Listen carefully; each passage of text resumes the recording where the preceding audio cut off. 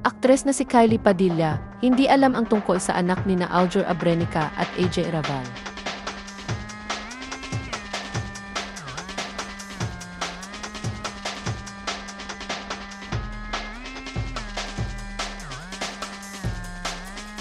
Kamakailan ay nakapanayam ng Pep.ph ang aktres na si Kylie Padilla sa look test ng bagong pelikulang gagawin niya sa MavX Productions, ang The Lotto Winner, na ididirect ni RC De Los Reyes. Noong araw na iyon ay kinamusta ang love life ng aktres at isang makahulugang sekret ang naging sagot nito.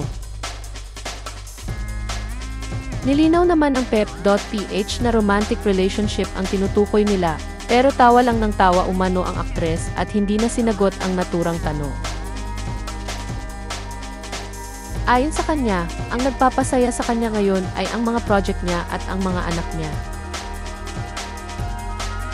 Ang unang proyektong ginawa ni Kylie Padilla sa MavX Productions ay ang pelikulang Unravel, kung saan kasama niya si Gerald Anderson at kinunan iyon sa Switzerland.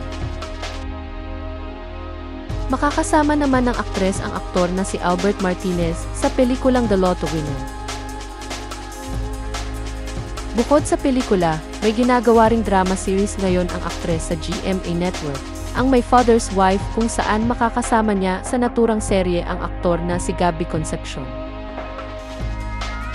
Pagdating naman sa co-parenting setup nila ng kanyang estranged husband na si Aljur Abrenica sa dalawa nilang anak na sina Alas at Axel, sinabi ni Kylie na maayos naman daw ang setup nila at okay rin silang dalawa ngayon. Anya, family, okay ako. Kasi nakahanap na kami ng magandang flow, kaming dalawa ni AJ. Co-parenting wise, we're in good place, and my kids are in good place. Yun nga lang, hindi pa nga nila matanggap na nag-work ako.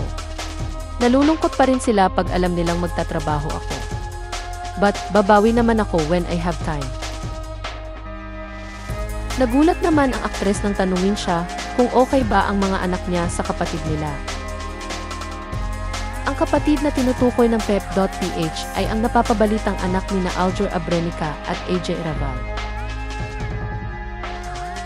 Kaya ang sagot niya, hindi raw niya alam ang tungkol sa umano'y anak ni na Aljur at AJ. Anya, di ko alam yan. Ilalagay mo pa ako sa, anyway. Basta okay sila. Balita ko naman na maalaga din naman si AJ. So happy ako dun. Ayon pa sa kanya, mag-uusap pa raw sana sila ni AJ pero hindi ito natuloy dahil na-realize daw nila na hindi na muna nila kailangang i-push iyon.